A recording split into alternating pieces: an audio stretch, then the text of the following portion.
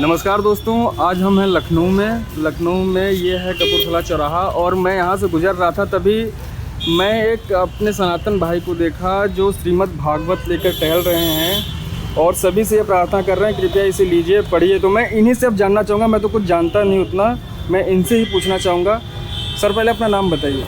हरे कृष्णा, मेरा शुभ नाम अजय अधिकारी है। हम लोग दिल्ली इस्कॉन टेम्पल से हैं। अभी हम लोग लखनऊ आए हैं।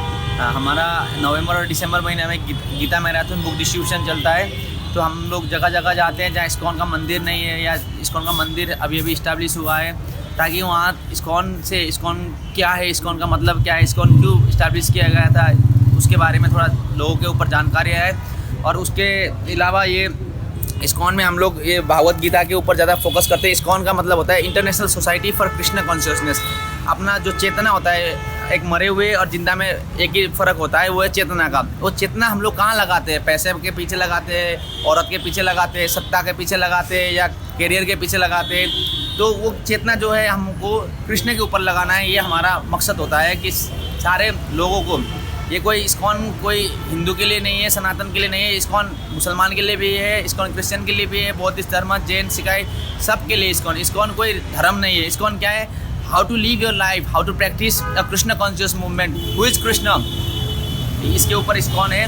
तो हम लोग अभी यहाँ लखनऊ आए हुए हैं, तो गीता का हम लोग डिस्ट्रीब्यूशन कर रहे हैं। एक हिसाब से मानिए कि हम सनातन धर्म का ही थोड़ा सा प्रचार भी कर रहे हैं। मेनली हमारा वो कंसर्न मेन हिंदू को धर्म का प्रचार करना नहीं है। हमारा कंसर्न है कि हर व्यक्ति के घर में पॉकेट में गीता हो, जब भी उनका टाइम मिले, वो मोबाइल में नहीं, वो किसी से प्रजल करने या मतलब किसी से कॉमेडी बात करने के लिए नहीं, कि वो थोड़ा 15-20 मिनट कृष्ण के ऊपर थोड़ा ज्ञान ले और अपने आप को हमेशा पॉजिटिव रखे, ये हमारा मकसद होता है। तो सर मैं आपसे एक और जानकारी लेना चाहता हूँ। जानकारी क्या, मतलब उस पर आप क्या बात रखना चाहेंगे? आजकल की जो पीढ़ियाँ, जो आजकल के बच्चे आ रहे हैं, जो आजकल के जनरेशन है, वो आजकल टीवी, मोबाइल इन सब पे ज़्यादा जुट गए हैं। बच्चे हैं लेकिन उनके घर में मतलब ज़्यादा इसका प्रचार प्रसार नहीं। तो इस बारे में क्या बोलना चाहेंगे आज की पीढ़ी को? हाँ, आज की पीढ़ी को मैं इतना ही आपको बोलना चाहूँगा कि देखिए, हम लोग जहाँ भी जाते हैं, स्कूल में जाते हैं तो स्कूल की किताबें पढ़ाई हो जाती है, मंदिर में जाते हैं तो एक अगरबत्ती बाल लिया और भगवान को माथा टेक लिया, पीछे आ गए, है ना। तो मैं यूथ को एक इंस्पिरेशन क्या करना चाहूँगा कि ये भगवत गीता सिर्फ बूढ़े लोगों के लिए नहीं है, एजेड सीनियर सिटीजन के लिए नहीं है, ये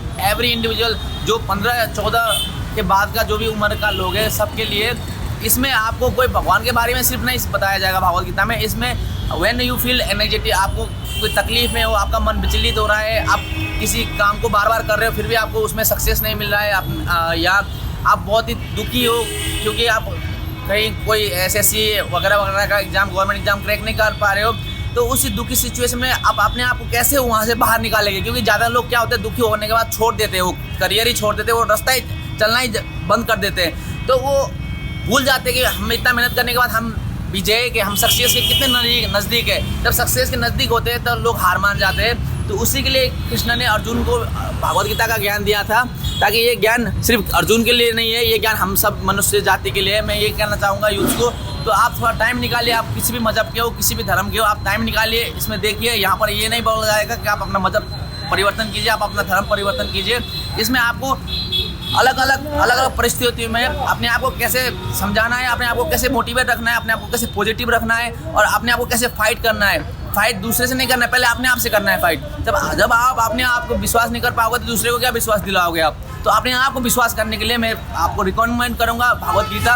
और जो प्रभुपाद जी ने लिखा हुआ है, ये बिल्कुल ऐसे लिखा गया है कि ये आपको गुरु की ज़रूरत नहीं है। इसमें सब कुछ विस्तृत रूप में आपको एक्सप्लेनेशन दिया गया है, एग्जाम्पल दिया गया है। तो ये जो भी पढ़ना लिखना जिसको आता है थोड़ा सा हिंदी, वो सब समझ सकता है।